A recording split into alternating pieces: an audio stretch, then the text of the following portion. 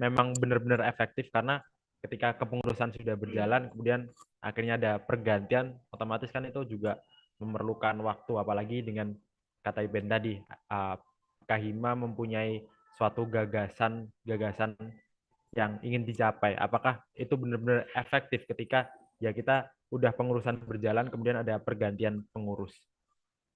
Jadi teman-teman mungkin ada yang ingin berpendapat.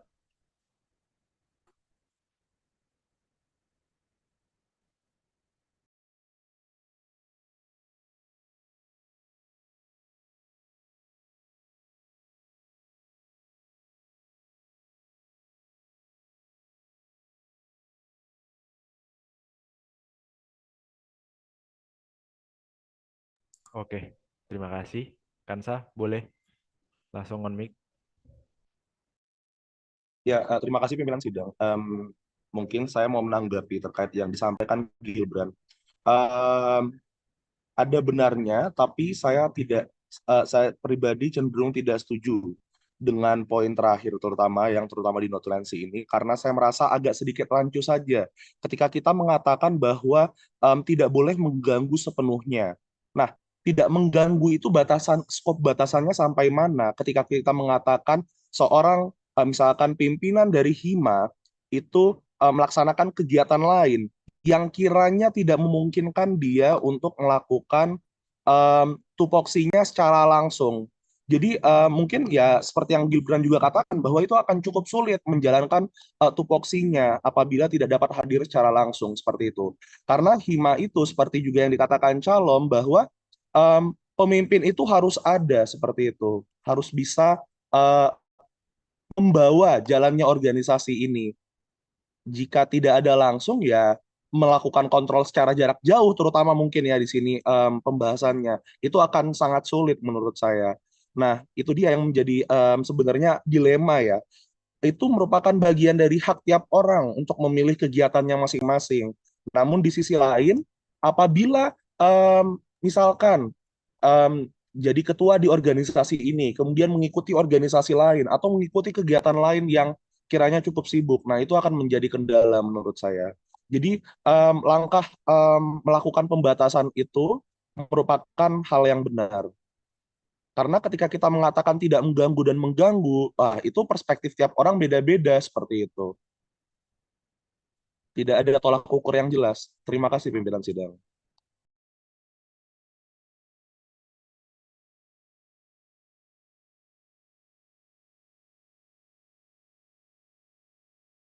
Oke, terima kasih Kansa atas pendapatnya bahwa ya dari Kahima sendiri sebenarnya akan lebih sulit jikalau ya memegang dari jarak jauh gitu. Jadi cenderung nantinya akan menjadi kendala sehingga diperlukan adanya pembatasan. Nah, di sini ada follow up dari Iben. Mungkin bisa langsung open mic Ben. Terima kasih. Ya, baik, terima kasih pimpinan sidang atas waktunya. Juga terima kasih atas Kak Resa tanggapannya. Ya, menurut saya Kak Resa juga benar pada saat saya memberikan saran mungkin agak ada kerancuan dalam batasan apa yang bisa dikatakan mengganggu dan apa yang bisa dikatakan tidak mengganggu. Nah, untuk itu mungkin apabila disetujui adanya pembatasan terhadap program apa bisa diikuti oleh lima, maka selanjutnya di forum ini kita bisa menyetujui kalau ukur yang bisa kita sepakati, misalnya bagaimana tolak ukur yang dianggap mengganggu untuk kepengurusan hima dan bagaimana yang masih dapat ditolerir.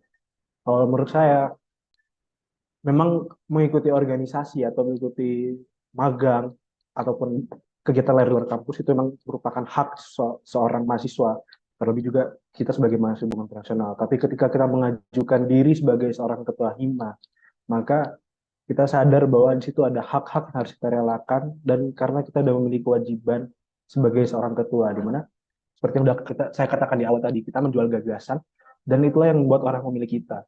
Ketika kita menjual gagasan itu, tapi kita tidak bisa merealisasikannya karena kita ingin mengikuti magang ataupun pertukaran pelajar yang membuat kita sebetulnya tidak bisa berada di Surabaya secara fisik. Berarti itu anggapannya kita melalaikan ketua kita juga. Jadinya kalau misalkan batasan misalnya disetujui bahwa perlu dibatasi, mungkin kita selanjutnya bisa menentukan tolak ukur program-program apa atau berdasarkan durasi atau berdasarkan tolak ukur apapun, sehingga tidak ada kerancuan terkait bagaimana hal yang mengganggu atau tidak mengganggu bagi seorang ketua hima untuk melaksanakan tugasnya. Terima kasih.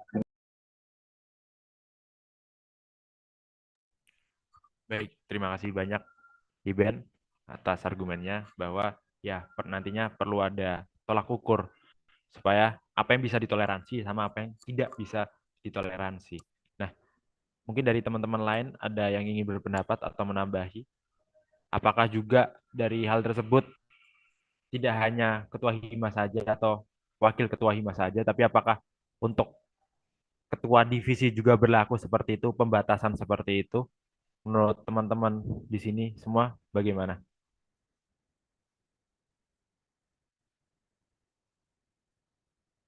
Iben masih resen? Mau on mic? Oh enggak. Oke, Hana, boleh langsung open mic aja. Terima kasih. Terima kasih pimpinan sidang. Saya izin masuk mengenai pertanyaan tadi, apakah pembatasan ini sebaiknya juga dilakukan kepada kepala divisi dari Himahi? Menurut saya, sebagai anggota divisi yang sudah berjalan selama periode ini, menurut saya perlu. Mengapa? Karena justru kepala divisi itu adalah pengarah pertama gitu. Justru yang langsung berhubungan dengan dengan pengurus Himahi itu sendiri gitu. Untuk pengurus Himahi yang sedang aktif tentunya sangat membutuhkan sosok kadif yang bisa memimpin, mengarahkan dalam berjalannya proker-proker maupun tanggung jawab divisi mereka gitu. Jadi ketika kepala divisi itu mungkin tidak hadir, mungkin akan lebih susah untuk anggota Himahi dalam menjalankan tanggung jawabnya kayak seperti itu. Terima kasih. Baik. Terima kasih banyak Hana atas pendapatnya bahwa ya memang tidak hanya untuk Kahima Wakahima tapi juga dalam Kadif karena mereka akhirnya berkontak langsung dengan para staff-staffnya ya memang harus dibatasi juga gitu ya Hana. Iya betul Kak. Oke, terima kasih banyak Hana. Dari teman-teman yang lain mau ada tambahan?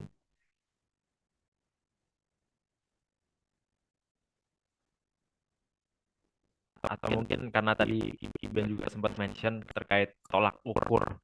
Nah, mungkin bisa dispesifikkan ya bahwa seperti apa sih tolak ukurnya? Apakah hanya mereka boleh magang atau berorganisasi di luar misal selama sebulan atau 2 bulan saja, ataukah mereka juga boleh keluar negeri untuk magang misal 2 bulan atau 3 bulan? Mungkin dari teman-teman di sini ada pendapat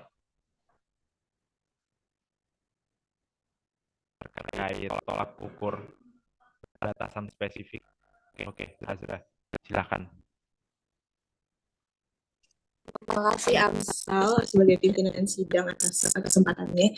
Jadi dari pendapat aku sendiri sih kalau misalnya spesifik kegiatan, mungkin kalau magang di dalam negeri itu mungkin masih tolerable karena studi kasus di divisi itu sendiri juga kadifku juga magang tapi dia nggak lepas dari tanggung jawab sama sekali. Jadi kadifku tetap ngarahin kita sebagai staff-staffnya terus tetap bertanggung jawab. Jadi kalau kalau dari pendapat aku sendiri mungkin kalau untuk magang dan kegiatan yang di dalam negeri dan masih bisa dan kan kalau di dalam negeri nggak terlalu perbedaan waktunya nggak terlalu besar gitu kan. Jadi mungkin masih bisa untuk ditoleransi untuk magang di dalam negeri atau kegiatan-kegiatan lainnya yang masih di dalam negeri gitu. Dan mungkin juga lebih ke personal orangnya mungkin ya. Jadi tetap ada di tanggung jawab, sadar diri akan tanggung jawabnya gitu. Soalnya di divisi gue sendiri, Kadifku juga punya kegiatan lain, tapi tetap memegang tanggung jawabnya gitu. Terima kasih Amsal. Terima kasih Azra. Terkait magang ya, yaitu pengalaman dari divisinya Azra juga, bagaimana ya itu tetap berjalan baik kalau misal ya di dalam negeri lah ya komunikasi masih oke karena ya perbedaan waktu itu tidak terlalu jauh. Oke, thank you Azra atas argumennya. Gue di sini saya coba mempersempit skopnya ya, bahwa kan tadi udah apa ya, batasan antara magang di dalam negeri juga magang di luar negeri. Mungkin apakah lagi-lagi perlu untuk menetapkan batasan yang spesifik sekitar sebulan atau 2 bulan atau bahkan 3 bulan? Oke, di sini ada Azra terlebih dahulu, kemudian Iben, habis itu Mas Miko. Maaf, belum lama hand, maaf. Oh belum, oke Iben, silakan. Ya baik, terima kasih Mas Ida. Jadi kalau dari saya sendiri saya mengusulkan misal pembatasan dalam program yang diikuti oleh seorang kadif ataupun ketua hima itu dibataskan berdasarkan proporsi terkait namanya kepengurusan himahi. Jadi misal kepengurusan himahi berjalan 12 bulan misalnya, kita bisa membatasi bahwa seorang ketua hima tidak boleh meninggalkan hima itu lebih dari setengah periode kepemimpinan, atau mungkin bisa dipersempit jadi 1/4 periode. Misal kalau 12 bulan berarti 3 bulan. Nah, kalau itu sih saran saya. Terima kasih.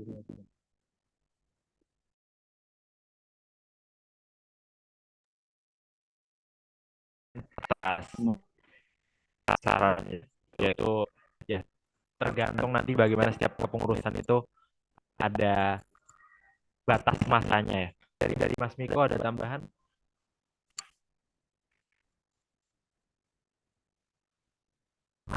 Oke, makasih sahabat Binan Sidang. Kalau untuk menspesifikan untuk Kahima dan Wakahima, menurutku tidak boleh ada toleransi mereka secara offline tidak ada di Surabaya atau sekitarnya. Mungkin cakupannya adalah gerbang Kertasusilo. Kalau offline, baik itu untuk kegiatan offline ataupun kegiatan lainnya. Untuk memastikan hal ini terlaksana, menurut saya untuk MPL sendiri bisa diberikan kewenangan. Gak tahu ya ini caranya gimana, tapi diberikan kewenangan untuk hal pencalonan sebelum dicalonkan, masa-masa pencalonan. Jadi sebelum di proses pemilihan itu bisa dibikinlah surat keterangan atau surat komitmen di internal Himahi seperti apa, di dalam Himahi seperti apa. Jujur tidak pernah ikut Himahi, jadi mungkin nanti bisa dicerahkan oleh teman-teman yang mengerti dalamnya. Nah, itu untuk Hima. Tapi mungkin untuk keringanan mungkin di bulan terakhir seperti tadi katakan Iben, misalkan 12 bulan ya berarti di bulan ke-12 menjelang LPJ dia kedua pihak ini diperbolehkan untuk mulai keluar negeri atau misalkan keluar gerbang Kertasusilo itu silahkan. Itu kalau menurut aku. Kalau untuk kepala divisi generally sama, aku pikirannya sama juga karena tadi ada yang bilang soal dia langsung memerintah ataupun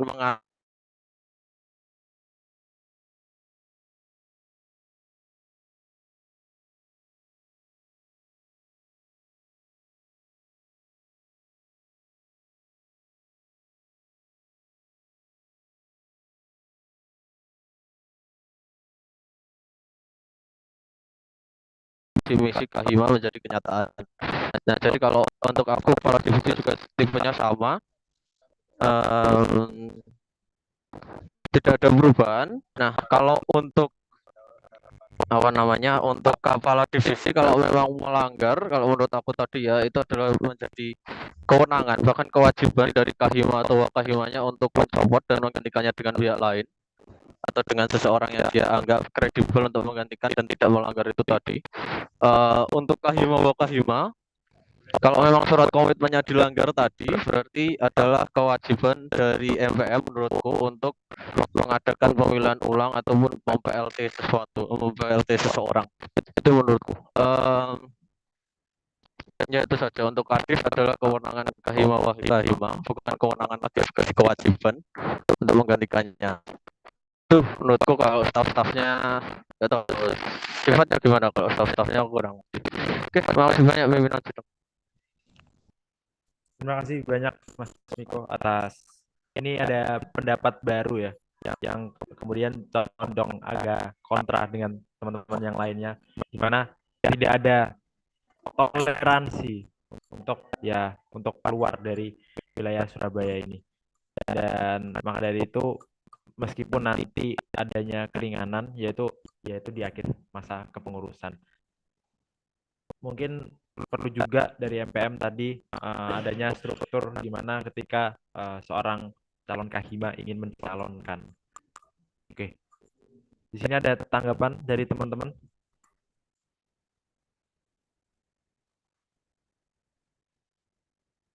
Iben Resen masih ingin. Oh, lupa lagi ternyata. Oke.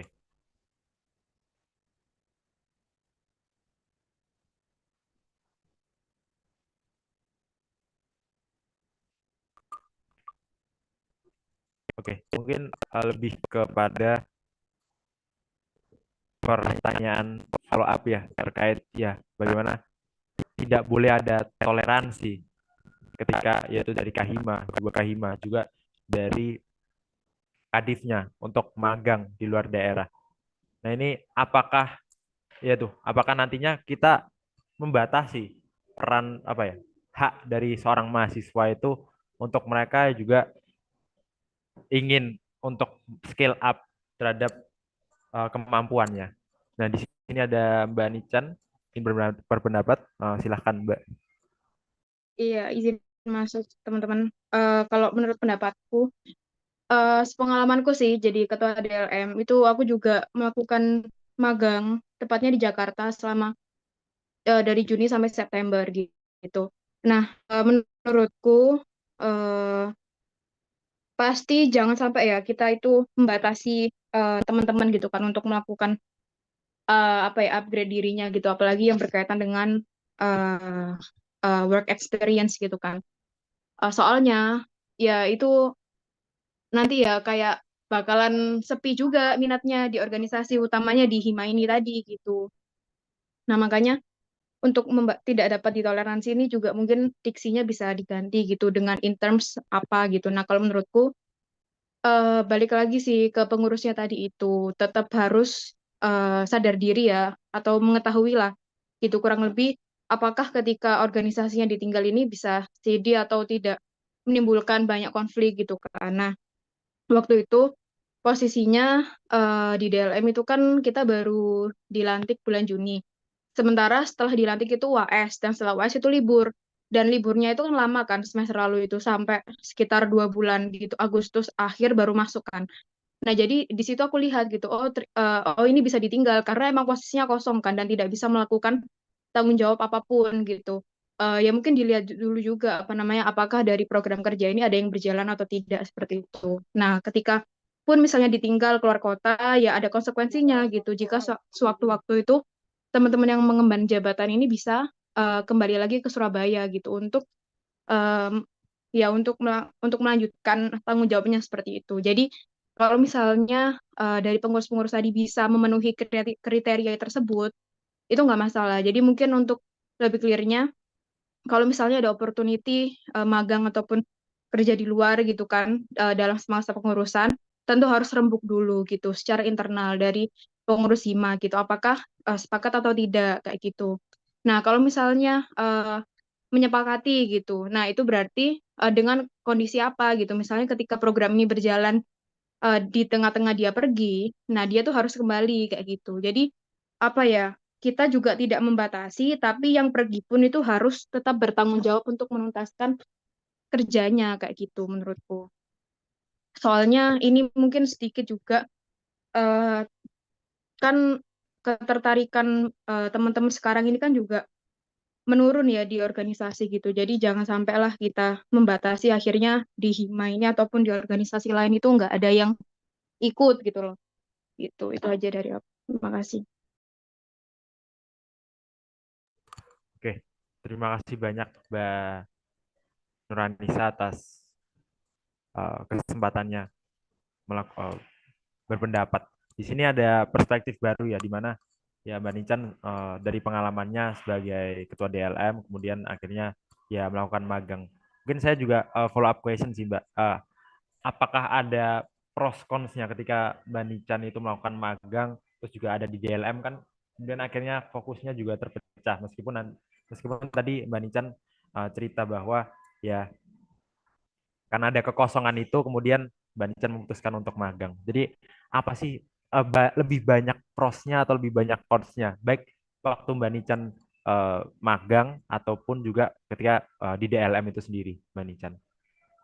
Iya, kalau sebenarnya karena waktu itu di awal masa jabatan ya teman-teman. Jadi kita belum melakukan apa-apa kayak gitu. Dan karena teman-teman mahasiswa pun nggak ada di Surabaya, jadi otomatis kerjanya juga ya bisa dibilang nggak ada gitu. Aspirasi yang masuk pun juga nggak ada karena emang teman-teman kan nggak melakukan kuliah gitu.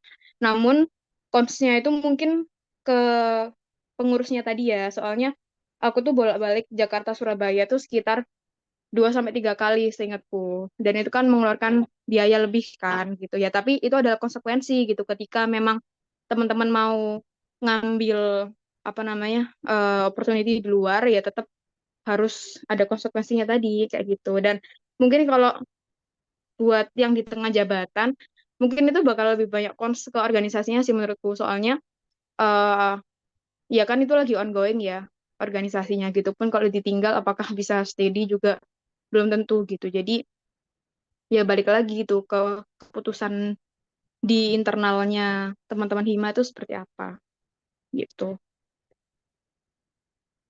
Cuman ya mungkin aku mau menggarisbawahi ya. Cuman kalau harus tidak bisa ditoleransi itu kesannya seperti membatasi sih gitu. Jadi mungkin dikasih in terms apa gitu.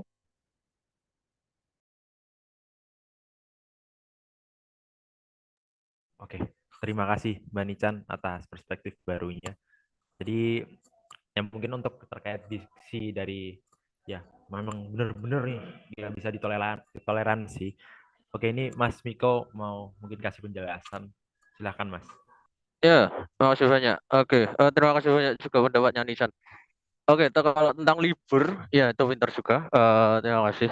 Jadi kalau untuk libur, kalau memang tidak ada programnya, ya boleh-boleh saja mereka mengadakan apa namanya, ya ikut kegiatan lain yang mana tidak ada di tidak kalau berbentuk offline tidak ada di gerbang Kertosusilo, kalau berbentuk online boleh-boleh saja. Nah, ya tapi itu kalau libur. Nah, aku mungkin agak kurang setuju dengan perspektif ini ya, bukan lebih ke penekanan diskusi internalnya.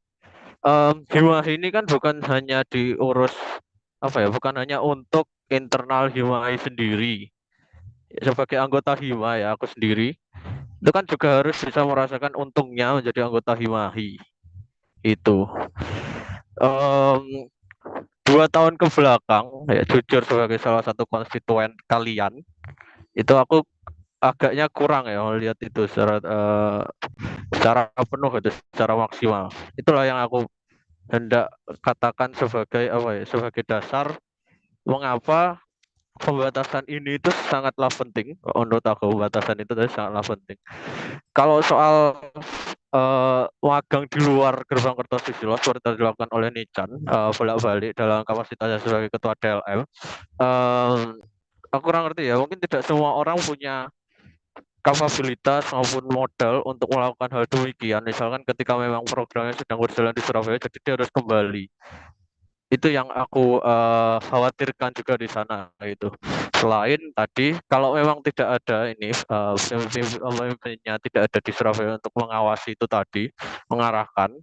Aku takutnya konstituen yang memang bukan pengurus Hima ini seakan-akan tidak diketahui atau seakan-akan tidak dilibatkan gitu. Oke, terima kasih itu perspektifku. Terima kasih.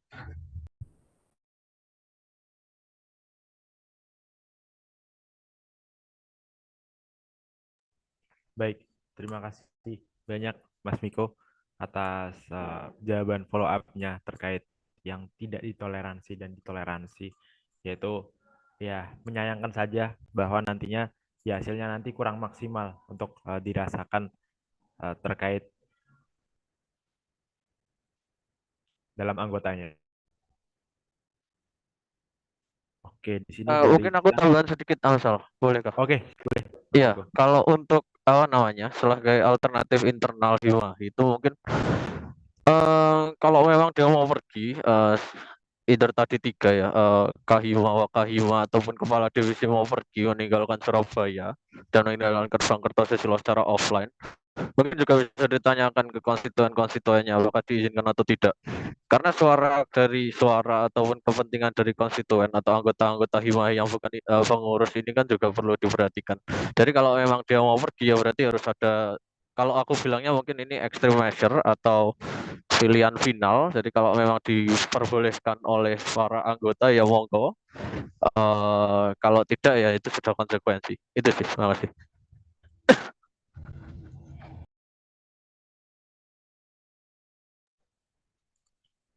Oke, dari Mas Miko ada tambahan bahwa ya perlunya ada pengurus-pengurus lain adanya yaitu alternatif tersebut.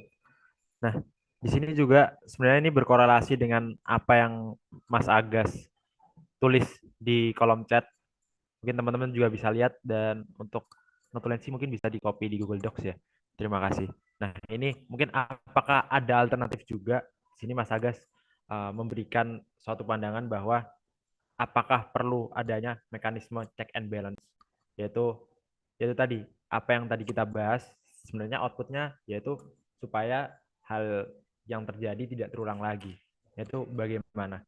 Mungkin di sini Iben present lagi. Terima kasih Iben. Ya, terima kasih Minan Sidang atas kesempatannya. Dimasuk. Jadi kalau menurut saya akan mengambil perspektif yang lebih menengah daripada Mbak Nican dan Mas Miko. Jadi Mbak Nican tadi men-state bahwa kalau misal kita membatasi yang kayak terlalu ekstrim, ketua hima, anggota hima ataupun kadif hima itu tidak bisa magang kemana-mana atau bagaimana. Itu emang menurut saya emang terlalu berlebihan kalau tidak sama sekali tidak boleh. Karena ya tadi emang menurunkan minat untuk berorganisasi. Tapi di lain sisi saya rasa perlu kita menetapkan tolak ukur yang jelas. Maksudnya kalau misalnya, jadi setelah pendapat saya ini saya utarakan, saya harap ada kayak semacam voting lah. Maksudnya kita batasi atau kita tidak batasi. Supaya setelah kita clear kita mau batasi atau tidak batasi, selanjutnya kita tinggal membahas batasan apa yang bisa kita gunakan untuk membatasi itu. Nah, kalau misalkan pun tidak dibatasi, menurut saya itu juga salah. Karena kalaupun tidak dibatasi, nanti misal hanya Kahima saja yang pergi, tapi itu tidak masalah, misal Kahima saja yang pergi. Tapi kalau misal semua kadif itu pergi, yang ada malah Hima nanti apa ya, semacam terbengkalai. Dan itu juga bisa menurunkan minat organisasi, terutama untuk maba yang melihat misal oh, Himanya terbengkalai, maksudnya semua kadifnya pergi, Kahimanya pergi, itu juga bisa menurunkan minat organisasi. Jadi menurut saya perlu disetujui setelah ini kita perlu membatasi atau tidak perlu membatasi, sehingga diskusi selanjutnya itu bisa tentang tolak ukur yang bisa kita sepakati. Nah, untuk mekanisme check and balance yang diucapkan oleh Mas Agas ini juga juga penting menurut saya. Maksudnya mungkin kalau saya bisa mengusulkan terkait Kadif ataupun Kahima yang melakukan mekanisme check and balance dari MPM. Jadi MPM melihat kinerja dan apakah peraturan yang telah ditetapkan oleh ADART per hari ini itu dilanggar atau tidak. Ketika seorang Kadif ataupun Kahima itu melanggar, maka MPM lah yang mempunyai wewenang untuk memutuskan bahwa Kahima ini stop, dilanjutkan, didelegasikan ke wakilnya, atau Kadif ini diberikan PLT gitu. Jadi mekanismenya ditentukan, maksudnya mekanisme yang berhak menjudge itu layak dihentikan atau tidak itu di tangan MPM. Cuman pendelegasiannya dari ranah dari misal Kahima diganti ke Wakahima, Kadif ini diganti ke wakil Kadifnya, itu bisa kita tetapkan di pembahasan ADART kita kali ini. Terima kasih, Mas.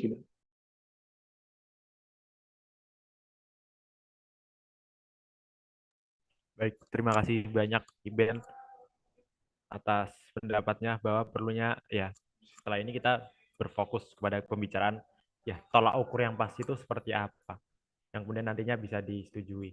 Nah, kemudian yaitu berkorelasi dengan pendapat dari Mas Agas yaitu bahwa ya memang perlu adanya pendelegasian juga restrukturisasi mungkin. Mungkin di sini ya apakah perlu adanya restrukturisasi organisasi yaitu seperti adanya mungkin mitra kritis Himahi menurut Mas Agas tadi atau juga wakil Kahimanya dibikin jadi 2 orang. Apakah memang perlu untuk hal seperti ini supaya ya kejadian yang sebelumnya tidak terulang kembali?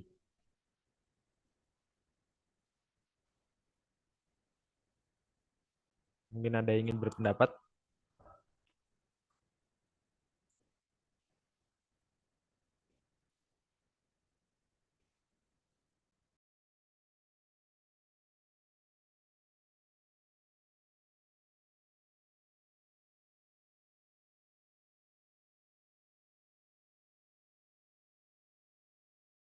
Oke, mungkin masih belum ada. Oke, di sini ada Mbak Kani Raras. Mungkin bisa Mbak langsung. Ya, sebelumnya terima kasih atas kesempatannya para pemimpin sidang. Kalau menurut saya sendiri, ini memang hal kompleks ya terkait dengan pengambilan kesempatan dari Kahima dan juga Kadif untuk exchange ataupun magang di luar negeri.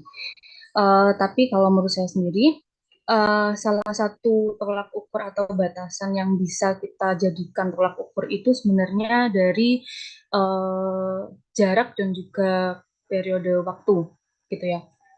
Sebenarnya ini juga berkaitan dengan pengalaman saya sendiri. Uh, Mungkin kalau untuk Kahima ataupun Kadif yang ingin mengambil kesempatan magang ataupun exchange di luar negeri, itu bisa diberikan jangka waktu maksimal entah itu 1 bulan ataupun 1,5 bulan sesuai dengan kesepakatan bersama-sama seperti itu. Tapi dalam jangka waktu yang telah ditentukan itu entah 1 bulan ataupun 1,5 bulan itu uh, Kahima ataupun Kadif yang berkaitan itu diwajibkan tetap itu tadi check and balance. Jadi mereka tetap harus istilahnya kalau sekarang enaknya trackingnya lewat WA ataupun Zoom. Jadi mereka tetap bisa mengawasi dari jarak jauh seperti itu. Tapi mungkin beda lagi kasusnya kalau magangnya di dalam negeri khususnya masih di wilayah Jawa Timur. Itu mungkin antar jarak dari kota Surabaya ke kota lainnya itu mungkin 5 jam, 4 jam gitu kan. Nah, untuk kasus yang magang ataupun mungkin pertukaran di universitas lainnya yang ada di dalam negeri khususnya di dalam Jawa Timur, kalau menurut saya pribadi itu masih aman-aman saja karena memang untuk tugas untuk apa ya absennya Kahima ataupun Kadif di sebuah organisasi itu kan masih bisa di backup oleh wakilnya gitu kan. Nah, untuk kasus yang ada di masih dalam negeri ataupun di dalam Jawa Timur itu, kalau menurut saya masih memungkinkan untuk para Kahima ataupun Kadif untuk masih tetap mengemban tugasnya gitu ya, karena mungkin mereka adalah absen beberapa waktu, tidak bisa 100%, tapi untuk dalam jangka waktu tertentu mungkin ada beberapa kegiatan yang dilaksanakan di weekend ataupun kayak hari Sabtu atau Minggu. Pastinya kalau jaraknya itu tidak jauh, mereka kan pasti bisa tetap hadir dan juga ikut serta dalam kegiatan-kegiatan yang ada. Tapi dalam hal ini perlu digarisbawahi juga bahwa checking berbagai macam proker yang telah berjalan itu juga harus tetap dilakukan. Mungkin bisa dijadwalkan seminggu sekali Zoom untuk apa ya, mengecek bagaimana progres prokernya, kemudian setiap beberapa hari sekali mereka juga harus tetap kontak wakil ataupun ketua masing-masing proker untuk tetap menjalankan tugasnya. Kalau menurut saya itu masih memungkinkan kalau di wilayah Jawa Timur dan sekitar Surabaya. Mungkin seperti itu saja tambahannya. Terima kasih banyak.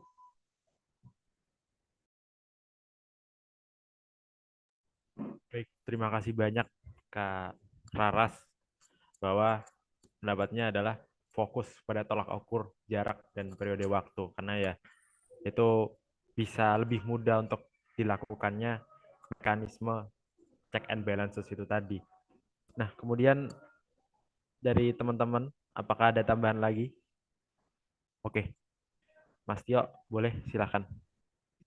Oke, terima kasih ya, Amsal. Sebenarnya ini aku sedikit sharing juga dari kepengurusanku sebelumnya dan um, menjelasin bagaimana di tahunku sebagai bentuk patokannya aja juga, atau bukan patokannya, karena yang bisa digunakan untuk ketua dan wakil Himahi. Sebenarnya tolak ukurnya itu udah menurutku udah jelas.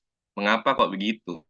Karena ini memang udah ada pertemuan juga kan waktu di pertemuannya Farel waktu kemarin itu bertemu dengan departemen dan departemen menyatakan bahwasanya bagi ketua dan wakil itu seperti kayak bisa lagi untuk tetap melakukan kegiatan eksternal gitu lah menurutnya atau magang dan lain sebagainya karena memang dibutuhkan oleh departemen itu sendiri sehingga aku rasa untuk pembahasan mengenai tolak ukur dari ketua Himahi itu memang tetap harus stay aja karena hubungan dengan departemen ya yang membutuhkan ketua Himahi untuk stay dan hadir di sini memang harus kita prioritasin. Sehingga untuk tolak ukur, harusnya udah jelas. Oh iya, ya aku guru lesnya Agas juga.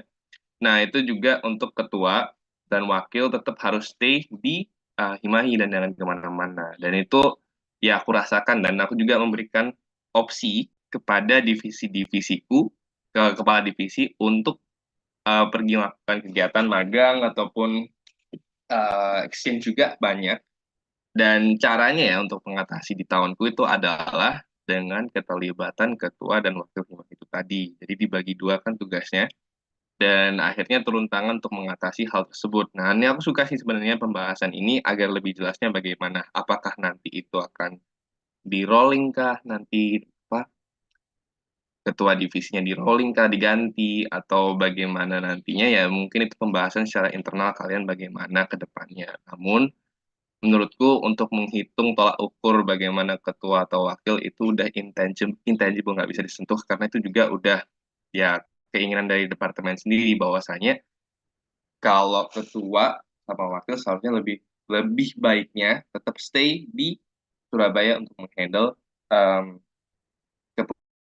kepengurusannya itu tadi.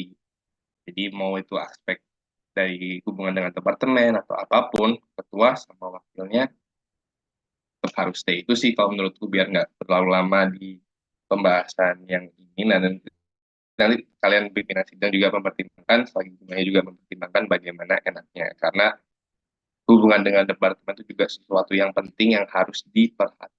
Ya, untuk mengenai kepala divisi, aku merasa masih lebih fleksibel saja sih, tergantung bagaimana keputusan nanti. Kalau dari ketua dan wakil bisa ngerekap, bisa ngebantu, ataupun memiliki opsi untuk menggantikannya juga nggak masalah.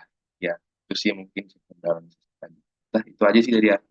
Terima kasih. Kembalikan kepada pimpinan. Ya, itu Amsal.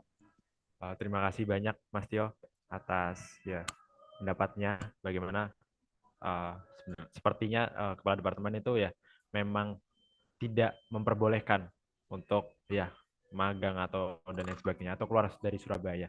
Nah, kemudian follow up question-nya adalah bagaimana nantinya ketika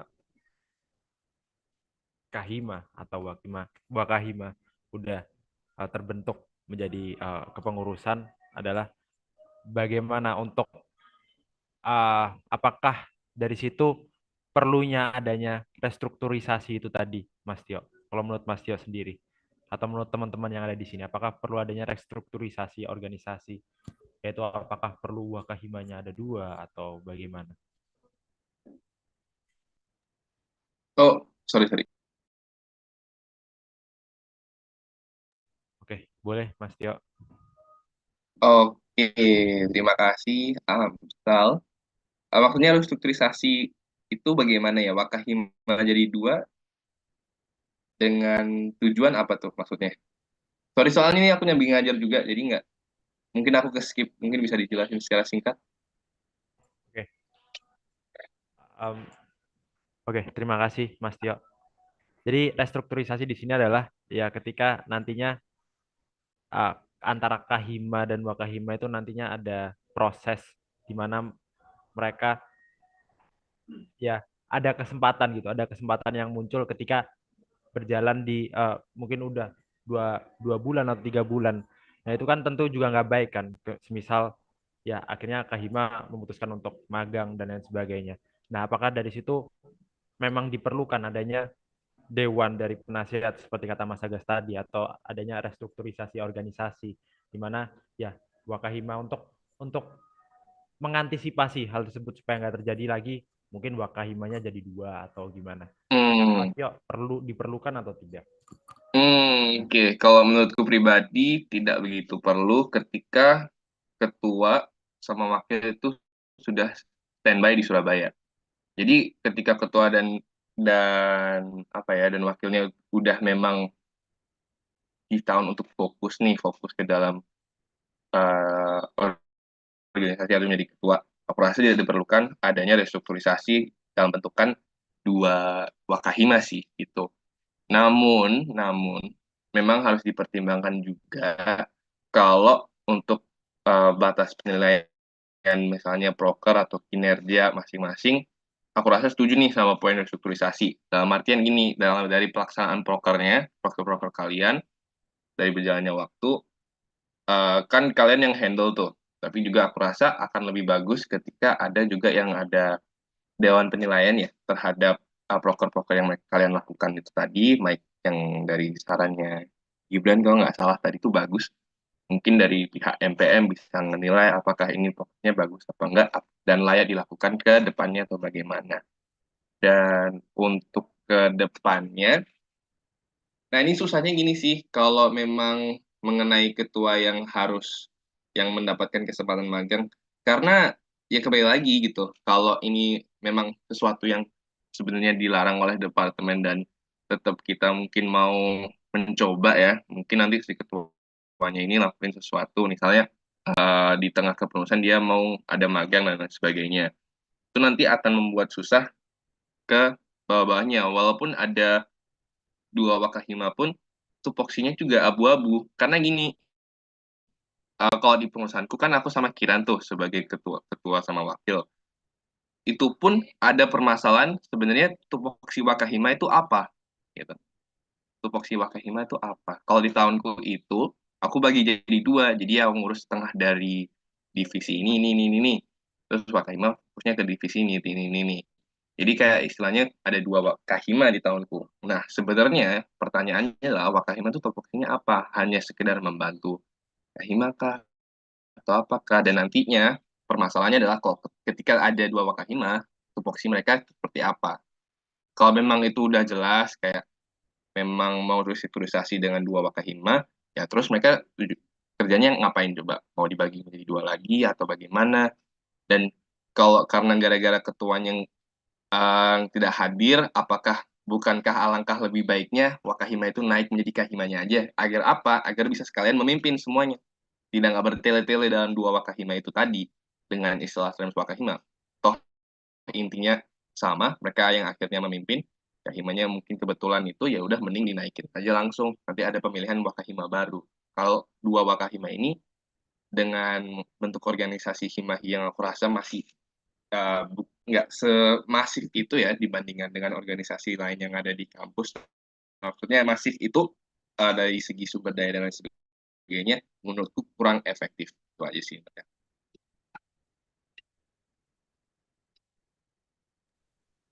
Baik, terima kasih banyak Mas Tio atas pendapatnya.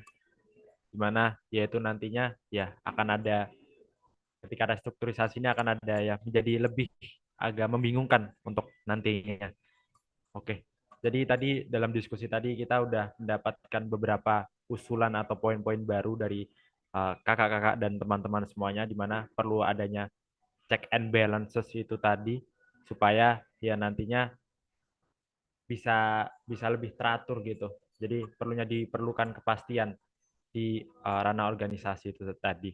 Mungkin sebelum jam ke poin pembahasan kedua, di sini apakah ada teman-teman atau kakak-kakak yang ingin untuk menambahkan?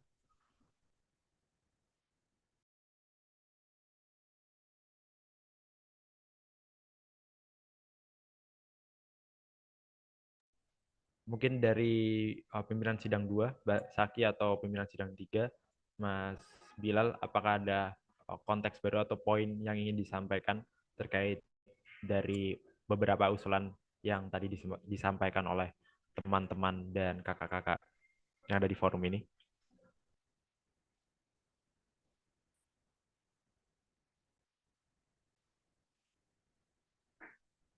Oke, sepertinya belum ada. Oke, kita langsung jam ke poin kedua, poin pembahasan kedua, yaitu di mana ini sebenarnya berkorelasi juga pada poin pertama, di mana sistematika pergantian. Oh, bentar, di chat ada tambahan.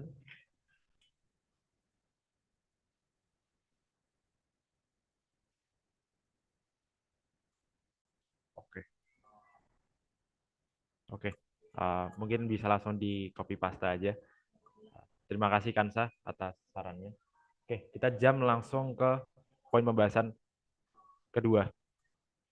Itu sebagaimana sih sistematika pergantian pengurus Himahi yang nantinya akhirnya tidak terbukti aktif atau tidak melaksanakan kinerja dengan semestinya selama masa kepengurusan berlangsung. Nah, ini kan tadi yang seperti saya sudah sempat mention atau singgung bahwa ya adanya keterbukaan peluang yang semakin banyak, ya akhirnya nantinya itu bisa memberikan efek domino sebenarnya. Apakah itu nantinya si pengurus ini karena banyak mengikuti organisasi jadi bisa mendapatkan memberikan insight-insight baru terhadap pengurus Himahi, ataukah memang akhirnya jadi lebih turun kinerjanya. Nah, kemudian pada sistematika pergantian pengurus ini udah dijelaskan pada pasal di 9 ya, tentang kewajiban yaitu menjalankan tugas dan wewenang dengan penuh tanggung jawab selama satu periode. Nah, menurut teman-teman atau kakak-kakak semua, apakah bagaimana supaya ya kita nantinya bisa mengantisipasi untuk pengurus Himahi tahun selanjutnya, ya mereka benar-benar ya terkait komitmen itu apakah benar-benar bisa dijalankan? Apakah perlu nantinya kita menambahkan pasal atau ayat di terkait kewajiban ini? Mungkin untuk memberikan konteks untuk tambahan dari Mas Bilal atau Mbak Saki, ada tambahan?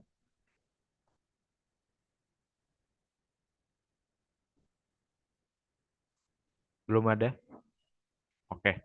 Teman-teman semuanya, bagaimana? Apakah nantinya diperlukan tambahan ayat untuk benar-benar memperjelas supaya itu tadi adanya magang, adanya organisasi eksternal, ya nggak masalah, mereka join-join aja. Cuma itu tadi terkait masalah komitmen, apakah benar perlu ditambahkan di ADART atau tidak? Oke, di Ben boleh.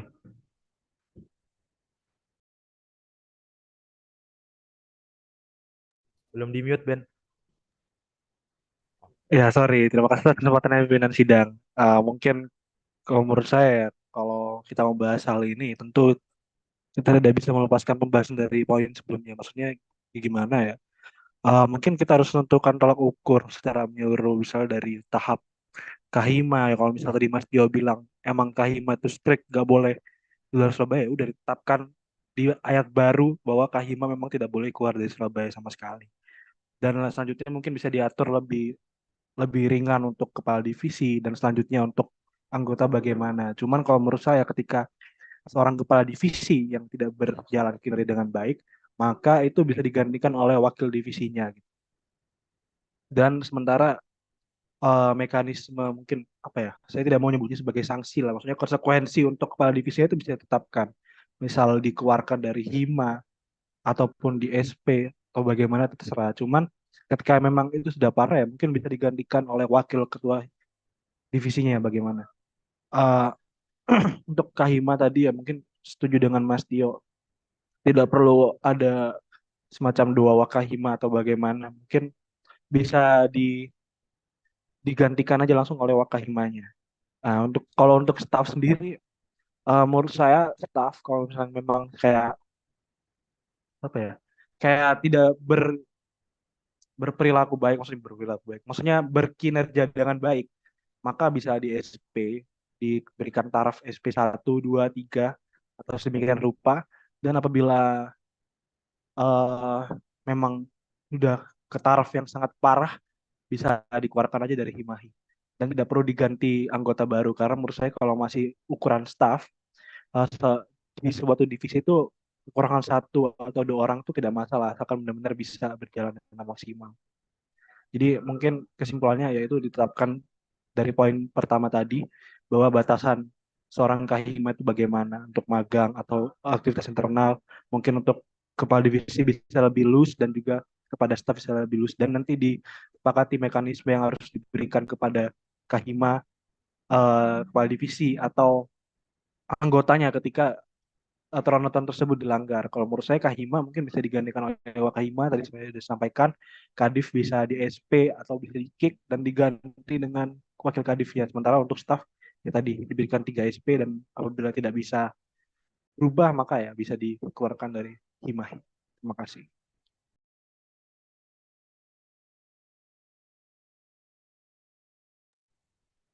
Oke. Terima kasih banyak Iben atas tambahannya bahwa ya perlunya nanti ada SP, pemberian SP, dan akhirnya nanti berkorelasi juga sama poin pertama pembahasan di mana ya perlu adanya kejelasan di mana ketua divisi, ketua hima, wakil ketua hima, ya mereka harus ada check and balance-nya secara jelas. Oke, terima kasih Iben. Mungkin dari teman-teman yang lain ada tambahan?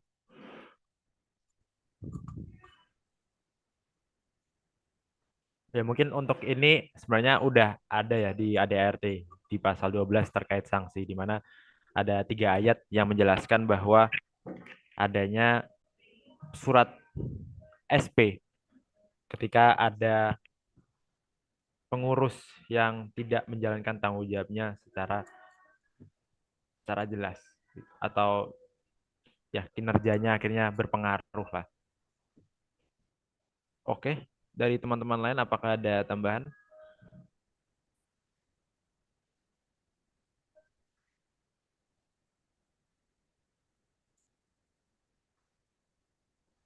Oke, sepertinya masih belum ada. Jadi kita sebelum lanjut ke poin pembahasan 3 nantinya. Oke, di sini ada Alexa dari angkatan 21. Boleh dipersilahkan.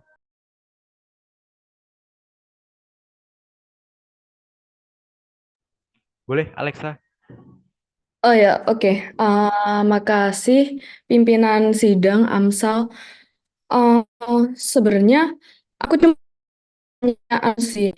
Kan kalaupun ada despite the sanksi pencabutan dan segala macamnya itu kan tetap kita itu mengalami kerugian material ataupun imaterial ya.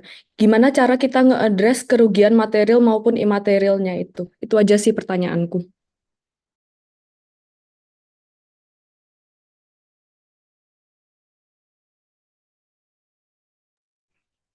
Terima kasih banyak, Lexa. Mungkin bisa dijelaskan lebih lagi terkait imaterial itu dalam hal seperti apa? Karena menurut saya itu agak-agak terlalu abstrak sih.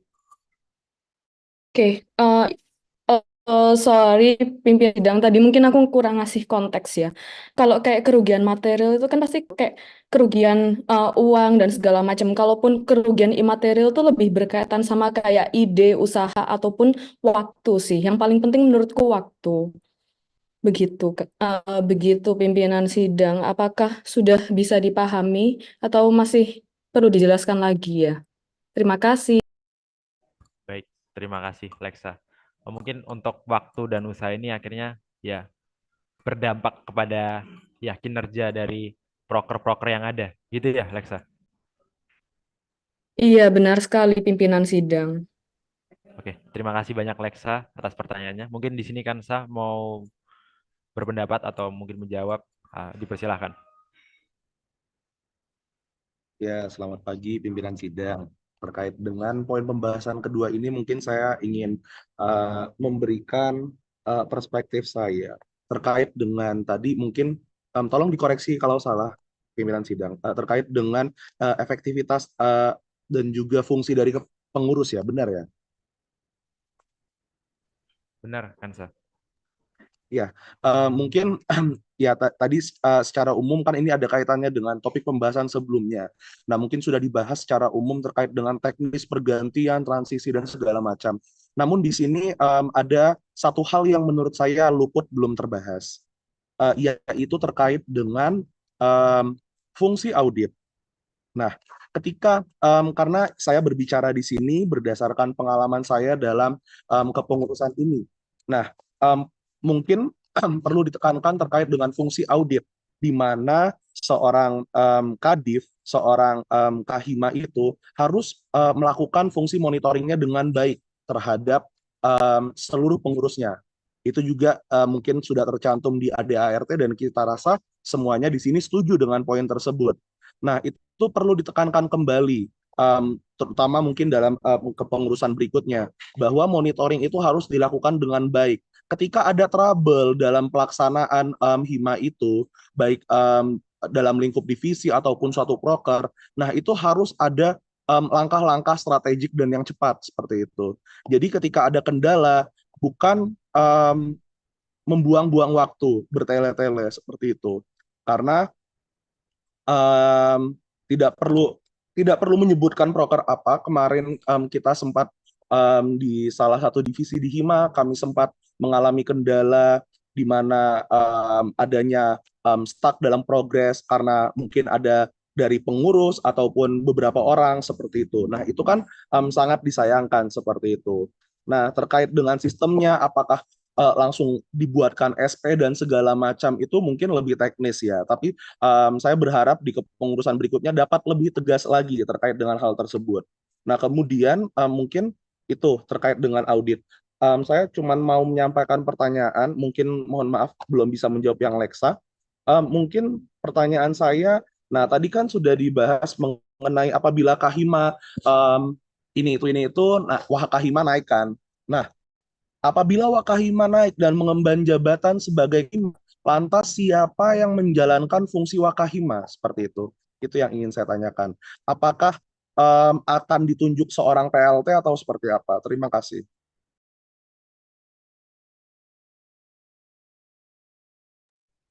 Oke, terima kasih banyak Kansa, yaitu poin penting dari argumen dari Kansa tadi adalah ditekankannya fungsi audit untuk ya supaya langkah-langkah untuk antisipasi dari kejadian yang lalu itu tidak terulang lagi. Nah, kemudian Mas Farel di sini untuk question, silakan Mas. Oke, sebenarnya aku masuk. Masuk Mas. Oke, terima kasih Kamsal selaku pimpinan sidang. Jadi aku mau menjawab dengan semoga singkat ya pertanyaannya Kansa. Jadi simpel gini teman-teman, tadi juga udah dijelaskan sama Mas Agus dan juga sama Mas Tio mengenai soal pendelegasian kuasa ya. Jadi ini juga salah satu pelajaran yang ada di kepengurusan kemarin, bahwa pertimbangannya adalah ketika kita mengganti apa yang di atas, itu akan mengganti keseluruhan pola pikir dan juga struktur yang udah ada. Jadi ketika kita langsung ngomong di kasus saja ya, mengganti kahima atau wakahima secara langsung itu akan lebih sulit baik secara formal maupun non formal dibanding hanya passing the power. Maksudnya gini, kayak tadi ya, Kahima misalkan ya udah nggak misalkan, Kahimanya nggak ada, Wakahimanya naik, Kadifnya naik, Wakadif naik jadi Kadif, staffnya naik jadi Wakadif. Itu pola yang sangat sangat natural gitu, karena memang ya ya pola itu berjalan di banyak organisasi lain daripada kita yang langsung straightforward langsung ketika Kahima yang nggak ada, Wakahima naik, Wakahima kita pilih lagi. Itu sangat-sangat apa ya, mekanisme yang membutuhkan effort dan juga membutuhkan proses yang sangat-sangat lebih tidak efisien daripada yang apa namanya, alur puasa yang memang sudah natural, yaitu ya sudah naik-naik. Maka dari itu ya itu salah satu urgensi kenapa eh, tadi dibilang restrukturasi itu juga ada pentingnya, meskipun tidak tidak secara langsung kita bilang restrukturasi only means ada dua kahima, tapi ya restrukturasi itu bisa punya banyak arti gitu. Jadi itu aja sih. Jadi mending mending yang natural change, yang angka yang memang alami, daripada kita langsung langsung mengganti apa yang di atas gitu. Itu aja.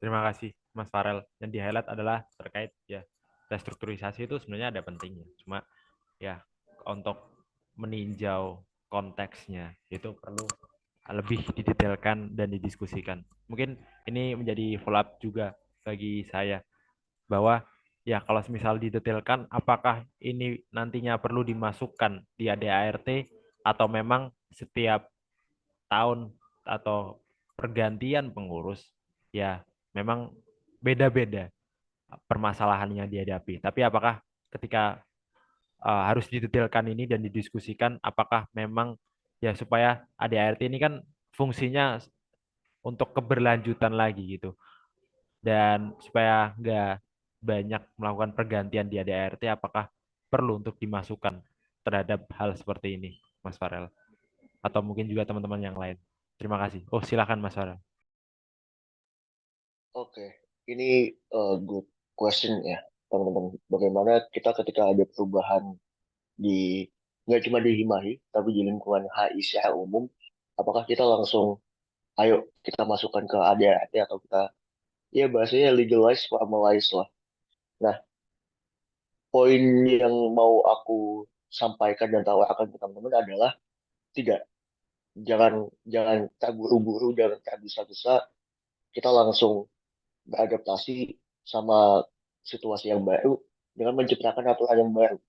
Ya memang apa ya, logikanya begitu ya, ketika situasi baru, misalkan kayak kita ngomong yang topik yang sangat-sangat umum, misalkan COVID.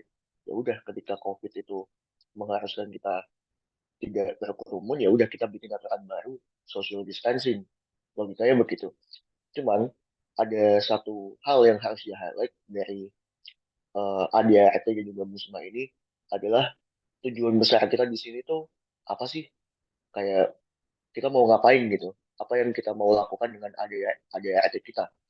Jadi ini juga apa yang mau aku tawarkan ke teman-teman, bahwa di sini kita tidak hanya ingin ADART ini sejalan sama apa yang kita pikirkan idealnya itu bagaimana, tapi yang harus kita pikirkan juga adalah bagaimana ADART yang kita akan mungkin susun dan juga revisi bersama itu punya aspek keberlanjutan. Nah, mengapa aspek keberlanjutan ini penting ya? Nah, seperti kita tahu kan ADART ini ada ya, masih muda gitu kan. Ini 2015 kemarin, apa namanya, baru terlihat gitu di permukaan. Lalu di tahunnya, sorry, di tahunnya Mas Adia kemarin, di tahun berapa itu? Ya intinya kita ke Adia dua tahun lalu, ya kan ya, 2-3 tahun lalu itu direvisi. Lalu sekarang kita juga eh, melakukan hal yang sama gitu dengan kepengurusan kemarin. Nah, apa yang aku pikirkan dan juga apa yang menjadi tanggapanku dalam keseluruhan proses ini adalah adanya pola yang mungkin apa ya, terlalu cepat ya, terlalu cepat ketika kita bilang semua aturan yang ada itu harus diperbarui setiap 2 tahun. Nah, komparasi yang bisa aku berikan, misalkan undang-undang direvisi setiap 2 tahun kan itu bukan bukan apa ya, bukan hal yang seharusnya begitu kan. Jadi kembali lagi, poin utamaku adalah apapun aturannya, ya yang kita punya kan ada itu kan. Jadi ada itu yang kita akan ciptakan bersama, kita akan susun bersama, itu punya salah satu tujuan yang paling penting, yaitu keberlanjutan. Di mana kita nggak hanya memikirkan present masa ini, tapi juga masa depan itu akan gimana gitu. Itu aja. Terima kasih.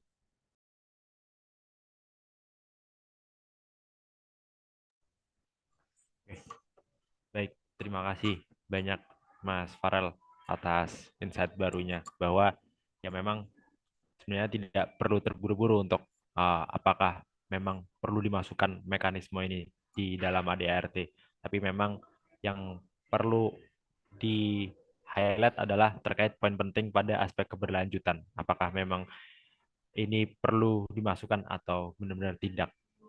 Oke, terima kasih banyak Mas Farel atas tambahnya. Mungkin agak ke atas lagi, Mbak Notulensi, Kaila. Ya, dari Lexa tadi sepertinya belum ada yang menjawab ya. Bagaimana akhirnya nanti ketika ada SP atau pencabutan, baik itu di anggota atau di kadif ataupun di atasnya lagi, ya memang terhadap adanya kerugian, yaitu baik kerugian imaterial ataupun material, yaitu di usaha mereka. Itu menurut teman-teman semua bagaimana? Bagaimana ya supaya kita bisa mengantisipasi kerugian tersebut, supaya program kerja yang ada yang udah ditetapkan sebelumnya itu memang berjalan dengan baik. Apakah memang ya kerugian material sama imaterial itu memang selalu ada gitu dan tidak bisa dihilangkan lah kalau misal ada pencabutan atau SP. Apakah ada solusi yang mungkin best solution terhadap hal seperti ini dari teman-teman semuanya atau kakak-kakak? Mas Farel ini masih resen, mau menjawab lagi atau bagaimana, Mas?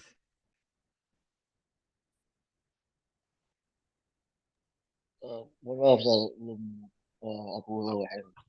Oke, terima kasih, Mas Farel. Oke, jadi teman-teman atau kakak-kakak, apakah ada tambahan sebelum kita fokus pada poin pembahasan selanjutnya?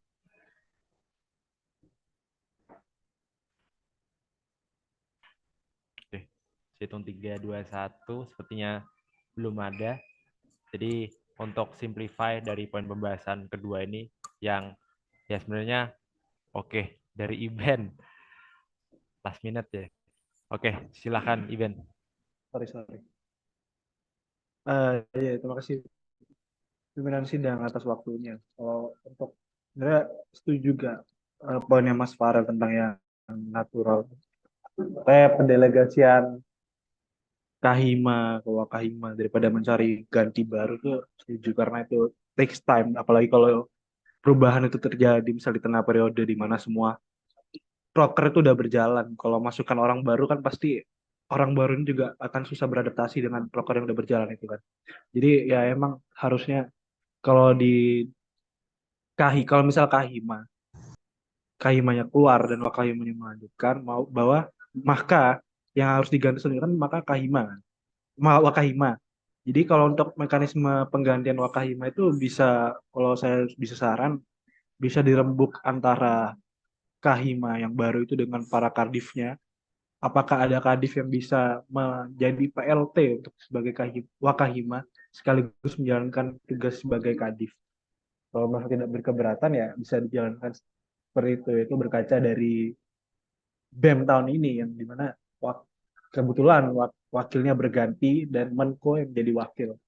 Jadi sekaligus menjadi mengampu dua jabatan gitu ya. Selanjutnya untuk kerugian material dan imaterial yang tadi Kak Alexa bilang, memang pasti ketika satu anggota tidak berfungsi sebagai mestinya, ya, pasti organisasi itu mengalami satu kerugian di bagian resources lah ya. Kalau untuk kepala divisi mungkin tidak se-strict Kahima yang harus digantikan sampai bagaimana. Jadi mungkin bisa jadi wakil ketua divisi aja menggantikan kepala divisi. Kalau untuk staff, saya rasa kalau misal staff dikeluarkan sementara tidak ada proker apa-apa yang sedang berjalan itu tidak terlalu berdampak yang bagaimana gitu ya. Kalau misal ada staff yang dikeluarkan sementara proker berjalan itu bisa diatasi dengan mekanisme ya open recruitment panitia lain di luar pengurus Hima. Jadi maksudnya misal proker apa gitu ya. Harusnya staff ini yang menjalankan. Dia sebagai core divisi humas atau core divisi apa, kita bisa oprek dari anak-anak di luar pengurus hima untuk menggantikan posisi staff kita ini.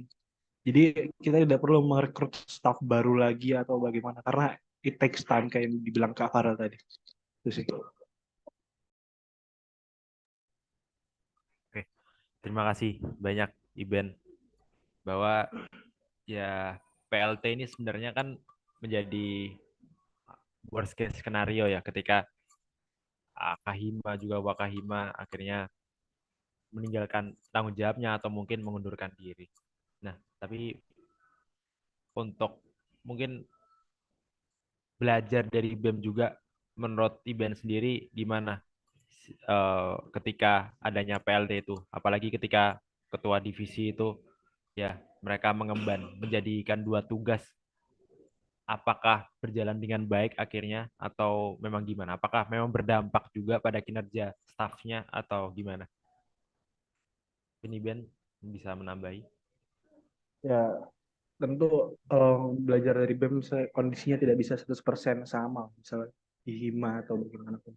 Cuman kalau saya rasa kekurangan orang dalam partikel sekecil apapun pasti merugikan pengurus yang lain. Maksudnya pasti ada yang satu yang dirasa timpang dalam satu pengurusan ketika orang hilang. Cuman ya itu kembali lagi bagaimana ketua dan misalnya tadi PLT dari setiap kadif itu saling membantu satu sama lain. Jadi ya ketimpangan itu tidak terlalu terasa. Kalau misal di BEM sendiri menurut saya ya, dari pandangan saya tidak terlalu terasa bagaimana, karena Menko yang tadi ada dua itu bisa membantu ketuanya dengan baik. Jadi ada kerjasama di lingkup kadif dan lingkup ketua itu yang menentukan apakah ketimpangan ketika ketua itu berganti terasa atau tidak.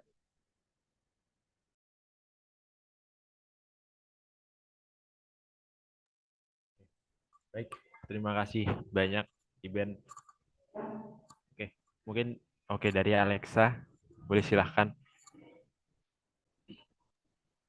Oke, makasih pimpinan sidang dan makasih juga masukannya dari Gilbran. Sebenarnya yang menurutku menjadi concern di sini adalah kan udah tuh misalkan pencabutan gelar. Kan ada kerugian dong yang tadi udah kita sebutin, udah kita singgung, kerugian waktu, kerugian tenaga dan segala macem. Itu poin yang mau aku tekenin di sini adalah bukan gimana caranya kita itu mengganti staf ataupun jabatan sebelumnya, tetapi bagaimana cara mengkompensasikannya itu. Karena dari tadi aku belum dapat poin dari tadi aku belum dapat poinnya di situ, gimana caranya kita itu mengkompensasi. Karena secara pribadi aku melihat kompensasi itu wujudnya itu lebih ada gitu loh, wujudnya itu lebih tangible dan semua apa kayak dan ya gitu deh. Kayaknya nggak bakal aku lanjutin lagi. Tapi ya intinya gitu. Kalau ada kerugian kan seharusnya ada kompensasi. Begitu. Saya rasa poin saya hanya di situ. Bagaimana pimpinan sidang? Terima kasih.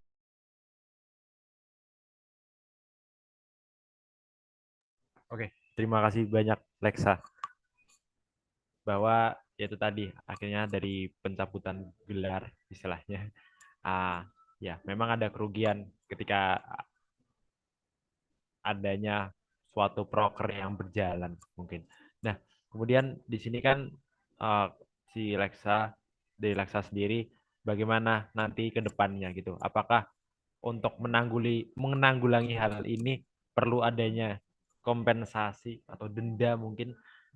Apakah itu solusi yang terbaik atau memang ya perlu dipertimbangkan terhadap hal tersebut?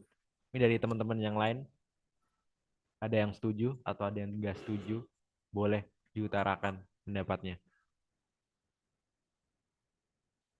Oke, Regigo boleh, silakan. Oh iya, thank you. Kalau misal soal denda itu bukan aku nggak setuju, tapi bagaimana kita memaksa orang tersebut untuk membayar dendanya. Karena jujur aja, banyak orang ketika didenda itu dia nggak bakal mau bayar gitu loh. Dan it's hal yang biasa, itu hal yang biasa. Ini bagaimana untuk mengkomunikasikan kepada pihak tersebut untuk membayar. Yang kedua, eh, kalau kerugiannya itu kan jadi dibilang sama Alexa itu ada imaterial dan material. Kalau kerugian material, bagaimana itu aku nggak ngerti maksud. Tapi kalau bukan nggak ngerti sih, lebih nggak tahu bagaimana contohnya. Kalau kerugian imaterial seperti beban kerja yang lebih berat, beban kerja yang lebih itu kan eh, jika ada anggota seperti itu kan sudah hal yang sudah pasti terjadi sebelumnya. Karena kalau misalnya dia eh, anggota yang kita mau keluarkan ini sudah hilang dari awal kan, sehingga keberadaan dia yang nggak terasa kan, itu sebenarnya eh, sudah hal yang itulah hal yang lumrah lah. Jadi kayak aku masih gak ngerti kompensasi yang yang sebenarnya mau ini apa, dalam bentuk denda atau dalam apa, bukankah pengeluaran dan SP sebenarnya sudah cukup untuk melakukan enforcement, sehingga kompensasi itu tidak dirasa perlu dalam hal ini. Jadi aku nggak ngerti kompensasi yang mau diingin, karena ini bahasanya terlalu ngawang dan bisa disalahartikan oleh berbagai pihak.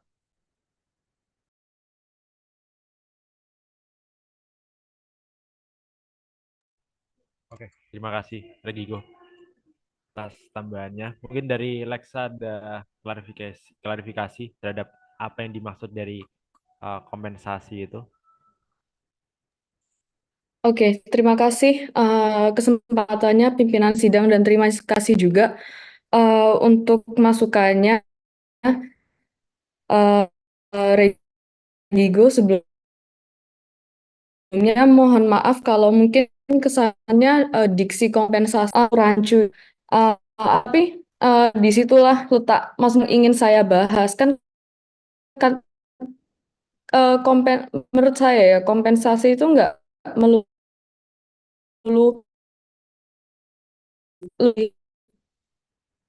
sorry, suaraku masuk nggak ya? Agak terputus-putus, Lexa.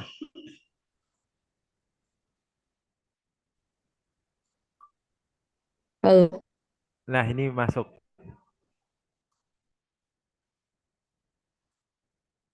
Nah, ini nggak masuk lagi.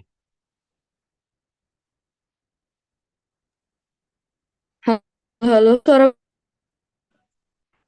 Agak putus-putus, Lexa.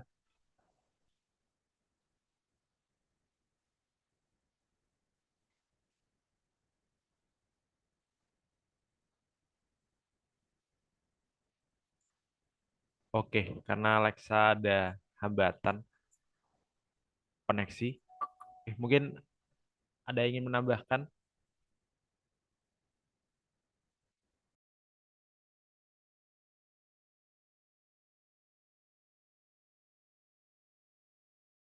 Atau mungkin Lexa juga bisa langsung ketik di kolom chat kalau bisa.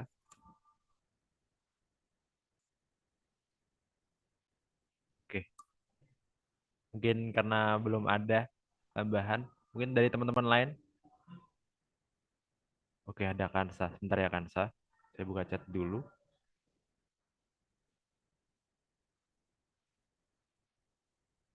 Mungkin bisa di copy dulu kayak.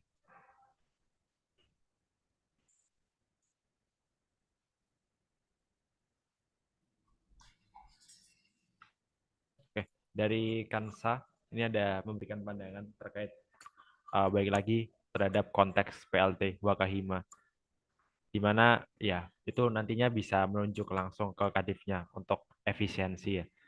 Terus untuk juga terkait kompensasi, Kansa pikir bahwa ini cukup langsung cukup rancu jika dan perlu perjelas ulang karena situasinya juga berbeda-beda. Nah, untuk konsep PLT ini sebenarnya juga tidak bisa juga apa ya, secara gamblang perlu dimasukkan dalam ADART bahwa ada PLT Wakahima ya langsung aja menunjuk kepada kadifnya karena itu sendiri karena ada tadi yang seperti dijelaskan oleh Mas Farel, adanya proses alur kuasa yang secara natural sebenarnya juga perlu pertimbangan yang lebih lagi karena ya memang perlu dipertimbangkan lagi karena setiap pengurusan juga berbeda-beda. Mungkin dari Kansa ada tambahan lagi atau gimana kan?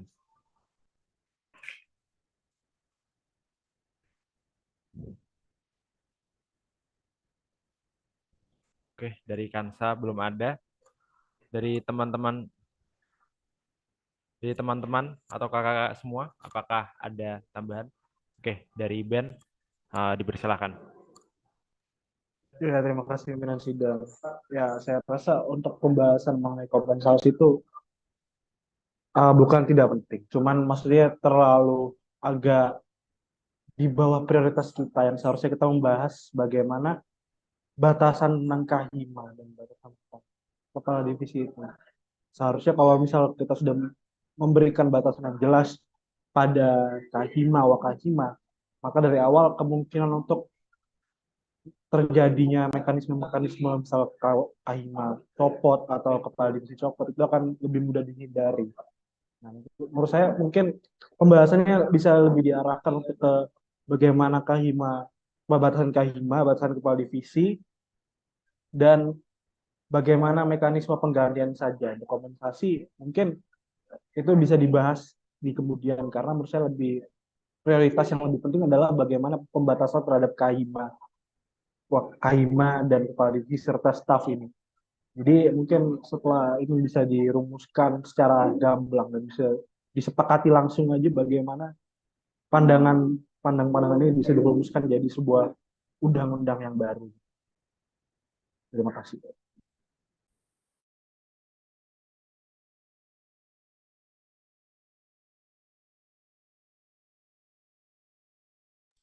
Oke, terima kasih banyak Iben atas argumennya bahwa ya terutama ya terkait kita perlu memperjelas nanti untuk Kahima atau Wakahima secara jelasnya seperti apa dalam prosesnya. Nah, tapi yang perlu diketahui adalah nantinya dari pembahasan dari musyawarah mahasiswa ini, ya kita nantinya menampung aspirasi-aspirasi dari teman-teman semuanya, kita kurasi lagi apa yang memang perlu dimasukkan di ADART dan yang tidak perlu dimasukkan di ADART, sehingga nantinya ya di ADART ini tadi sesuai dengan Mas Farel yang jelaskan bahwa memang tidak bisa jadi dalam satu hari maupun juga dalam kata-kata yang dimasukkan dalam ADART. Ya kita contoh tadi Undang-Undang Dasar perlunya ada RUU dan itu tidak bisa jadi dalam sehari-hari. Perlu juga ya dikurasi lagi, dan dikurasi tersebut nantinya ya dikurasi oleh tim amandemen yang terdiri dari MPM, BPH, Kadif. Oke, di sini ada tambahan dari Kansa. Oke, dari teman-teman 22 atau 23 yang mungkin ke depan, tahun depan akan mengikuti kepengurusan Himahi, mungkin juga bisa memberikan masukan. Boleh, sangat dipersilahkan.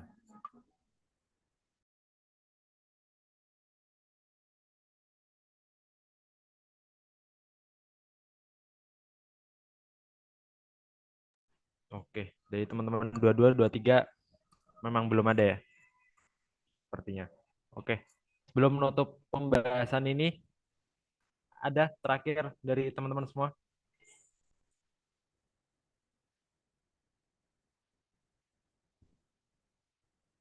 Belum ada ya sepertinya. Dari Mbak Saki atau Mas Bilal ada tambahan?